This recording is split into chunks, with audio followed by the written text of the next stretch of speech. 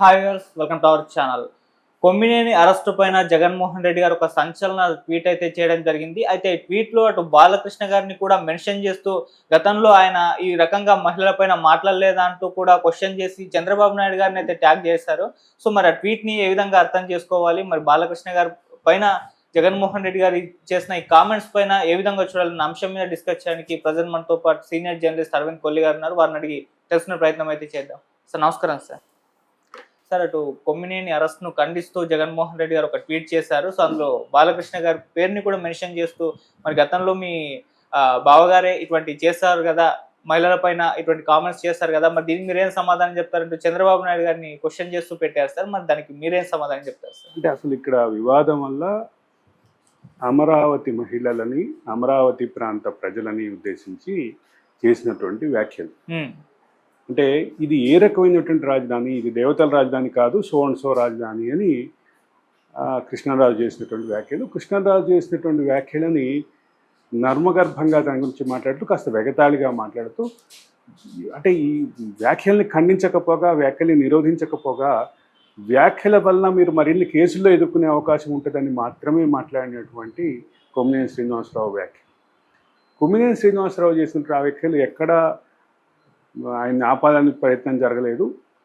అదే సందర్భంలో దీని మూలంగా మీరు కేసులు ఎదుర్కోవాల్సి వస్తుందని మాత్రమే మాట్లాడారు తప్ప ఆ వ్యాఖ్యల్ని ఖండించలేదు.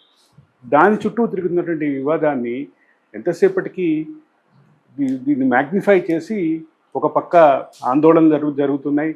ఆందోళనలో భాగంగా కొమ్మినేని కృష్ణరాజు ఫోటోలని చెప్పులతో కొడుతున్నారు అనేటటువంటి అంశాన్ని మ్యాగ్నిఫై చేసి దీని అంతటికీ రాజకీయంగా వైసీపీ ప్రభుత్వం, అంటే వైసీపీ చేసినటువంటి పార్టీ చేసినటువంటి ప్రయత్నం ఏంటంటే అధికారంలో ఉన్నటువంటి కూటమి నాయకులు దీన్ని పక్కదారి పట్టించాలని చూస్తున్నారు, దీన్ని పొలిటికల్గా మార్చాలని చూస్తున్నారు. అసలు పొలిటికల్గా మార్చాలని చూసే విషయం పక్కన పెట్టి ప్రాథమికంగా ఈ వ్యాఖ్యలు సరైనదా? రెండోది, వాళ్ళు ప్రస్తావన చేసినటువంటి ఏదైతే ఆర్టికల్ ఉందో, మహిళలకి సంబంధించిన ఆరోగ్య సంబంధించిన సర్వే ఉందో, దాని అంశాన్ని ఇవన్నీ పక్కన పెట్టేసి రెండు పార్టీల మధ్య ఈ ఘటన చుట్టూ వాద ప్రతివాదాలు, దాడులు, దాంతోపాటు అరెస్టు దాకా వెళ్ళింది. ఈ అరెస్ట్ క్రమంలో మహిళల యొక్క ఒక డిమాండ్ ఉంది. తమకు కొమ్మినేని శ్రీనివాస్ అండ్ కృష్ణరాజు ఇద్దరు క్షమాపణ చెప్పాలి ఈ వ్యాఖ్యలు మాట్లాడిన సందర్భంగా. కానీ ఆ తర్వాత కొమ్మినేని శ్రీనివాస్ మరి అరెస్టుకి ముందు చేసినటువంటి లైవ్ షోలో మాట్లాడిన క్రమంలో కూడా ఆయన ఎంతసేపటికి ఈ అంశాన్ని మహా అయితే ఏం చేస్తారు, కేసు పెడతారా, అరెస్ట్ చేస్తారా, ఈ వయసులో నన్ను 70 ఏళ్ల వయసులో నన్ను అరెస్ట్ చేసి ఏం సాధిస్తారు అంటూ అటువైపు తిప్పటం ప్రధానంగా గమనించారు. రెండో పక్కన కృష్ణరాజు అయితే అసలు ఆ వ్యాఖ్యలని సమర్థించుకుంటూ ఆయన మరిన్ని వీడియోలు చేసినటువంటి పరిస్థితి. నిన్న విడుదల చేసినటువంటి వీడియోలో కూడా ఆయన తన వ్యాఖ్యల్ని సమర్థించుకుంటూ చేసినటువంటి పరిస్థితి ఉంది. మరోపక్క ప్రభుత్వం పదుల సంఖ్యలో కేసులో బుక్ అయినాయి. ఇప్పటికే ఒక కేసులో అరెస్ట్ అయినటువంటి కొమ్మినేని శ్రీనివాసరావు భవిష్యత్ మిగతా కేసులు కూడా ఎదురు చూడాల్సినటువంటి పరిస్థితి ఉంది. అయితే ఇంకొక ఆసక్తికరమైన అంశం ఏంటంటే, ఇక్కడ వైసీపీ చేస్తున్నటువంటి విమర్శలు, వైసీపీ చేస్తున్నటువంటి ఏదైతే ఈ అంశాలని, విమర్శలకి సంబంధించిన అంశాలని కనుక కీలకంగా తీసుకుంటే ఎంతసేపటికి దీన్ని ఒక వివాదంగా, ఓ పొలిటికల్ రైవలరీగా చూపించడానికి ప్రయత్నం చేస్తుంది అనేది టీడీపీ వాదన. ఇవన్నీ పక్కన పెడితే ఇక్కడ ఒక ఆసక్తికరమైన అంశం ఉంది. A3గా అంటే ఆ ప్రధానమైన కేసు నల్లపాడు కేసులో A3గా ఉన్నటువంటి సంస్థ గురించి మాట్లాడాలి. ఆ సంస్థను రిప్రజెంట్ చేస్తూ ఎవరి పేర్లు పెడతారు అనేది ప్రధానమైన అంశం. అది సంస్థని A3గా పెట్టారు కాబట్టి ఆ సంస్థకి చైర్మన్ని బాధ్యులుగా చేస్తారా, లేదా ఎడిటర్ని బాధ్యులుగా చేస్తారా, అవుట్పుట్ ఎడిటర్ని బాధ్యులుగా చేస్తారా, లేదా ఆ దాంట్లో ఎవరిని కీలకంగా ఆ వ్యక్తిగా ఎవరు పెట్టబోతున్నారు అనేది కూడా ఆసక్తికరంగా ఉన్నటువంటి పరిస్థితి. అంటే పదుల సంఖ్యలో కేసులు బుక్ అయినటువంటి నేపథ్యంలో ఈ అరెస్టు దిశ కూడా వెళ్ళాలి. ఇక దీనికి సంబంధించినటువంటి జగన్మోహన్ రెడ్డి గారు చేసినటువంటి ట్వీట్ గురించి మాట్లాడదాం. ఆ ట్వీట్లో ఆయన ప్రస్తావించినటువంటి రాజకీయ అంశాలతో పాటు మరొక అంశం మీరు అన్నట్టుగా ప్రధానంగా బాలకృష్ణ చేసినటువంటి వ్యాఖ్యలు. ఇది బాలకృష్ణ చేసినటువంటి వ్యాఖ్యలు కొన్ని సంవత్సరాల క్రితం జరిగింది.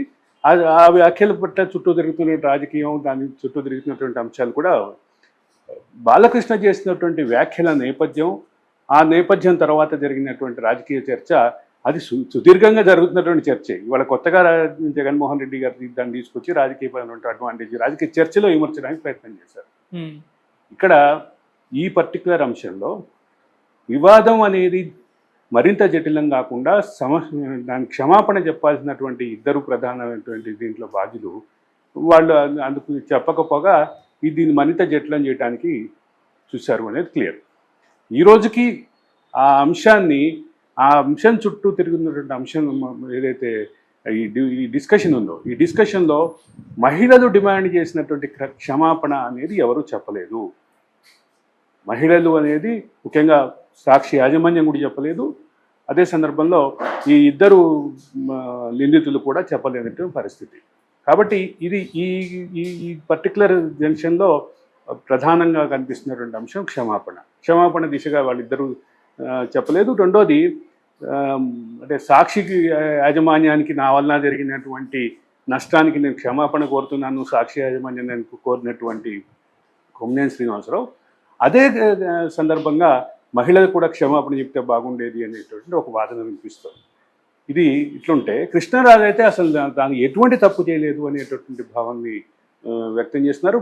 ఆయన మళ్ళీ ఏం చెప్తున్నారు, అది నివేదికలో ఉన్నటువంటి వ్యాఖ్యల్ని కోట్ చేస్తూ నేను ఆ కన్క్లూజన్కి వచ్చాను అని చెప్పి, ఆ కన్క్లూజన్ని ఎక్స్ప్రెస్ చేయటంలో ఉన్నటువంటి ఇబ్బంది, ఆ కన్క్లూజన్ ఎక్స్ప్రెస్ చేసే క్రమంలో అది ఆ దేవతల రాజుని కాదు సో రాజధాని అని చెప్పి ఆయన కన్క్లూజివ్ ఏదైతే కామెంట్ చేశారో దాని చుట్టూ వివాదం ఉంది. కాబట్టి ఎవరు క్షమాపణ కోరినటువంటి ఈ ఘటనలో ఇప్పుడు బాలకృష్ణని తీసుకొచ్చి ఈ కేసును మరింత జటిలం చేయడానికి, రాజకీయం చేయడానికి చూస్తున్నారు తప్ప ఈ ఘటన అనంతర పరిణామాల్లో కీలకంగా ఉన్నటువంటి క్షమాపణ అనేటటువంటి దానికి చుట్టూ ఎవరు చర్చ చేయట్లేదు.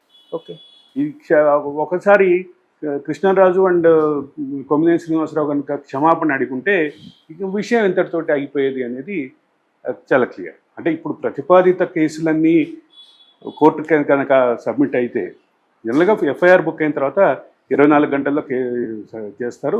ఇప్పుడు ఆల్రెడీ ఒక కేసులో అరెస్ట్ అయ్యి ఒకవేళ రిమాండ్కి వెళ్తే కాసేపట్లో తేలబోతుంది, రిమాండ్కి వెళ్తే ఆ మరిన్ని కేసులకు సంబంధించిన పీటీ వారెంట్లు కూడా వచ్చేటువంటి అవకాశం ఉంది. గతంలో ఇటీవల కాలంలో మనం చూసిన పోసాని కృష్ణమురళి కేసు చూసాం. గతంలో ఇదే రకమైనటువంటి ప్రాసెస్లో జరిగినటువంటి కేసు మరి కొన్ని చూసాం. కాబట్టి బహుళ సంఖ్యలో, పదుల సంఖ్యలో కేసులు ఎదుర్కోవాల్సిన పరిస్థితి అయితే ఉంది. ఒకసారి అరెస్ట్ అయిన తర్వాత పీటీ వారెంట్ రావటం, పీటీ వారెంట్ తోటి వాళ్ళు మరిన్ని కోర్టులకు వెళ్ళటం, పీటీ వారెంట్ ఎగ్జిక్యూట్ అయ్యే వరకు, మరో పీటీ వారెంట్ ఎగ్జిక్యూట్ అయ్యే వరకు బెయిల్ ఇవ్వకుండా కూడా దానికి చట్టంలో అవకాశాలు ఉన్నాయి. కాబట్టి మరి ఎక్కువ కాలం పాటు ఆయన ఉండేటటువంటి అవకాశం, జైల్లో ఉండాల్సిన అవకాశం కూడా కనిపిస్తుంది. సార్, ఇక్కడ జగన్మోహన్ రెడ్డి గారు కూడా క్షమాపణ చెప్పాలని డిమాండ్స్ పెద్ద ఎత్తున వినిపిస్తున్నాయి సార్. మరి ఆయన అటువైపు వెళ్లకుండా దీన్ని కప్పిపుచ్చుకునే ప్రయత్నంలో భాగంగా ఇదంతా జగన్మోహన్ రెడ్డి కుటుంబ సభ్యుల యాజమాన్యంలో నడుస్తున్న సంస్థ కాబట్టి అది జగన్మోహన్ రెడ్డి కానీ, ఆయన కుటుంబ సభ్యులు కానీ, సాక్షి యాజమాన్యం కానీ అంటే బేషరతుగా క్షమాపణ చెప్పాలనే డిమాండ్ అయితే అమరావతి మహిళల నుంచి బాగా గట్టిగా ఉంది. ఇంకొక అబ్జర్వేషన్ చెప్పాలి, చప్పుబడిపోయినటువంటి అమరావతి ఉద్యమానికి ఈ వివాదం కాస్త మళ్ళీ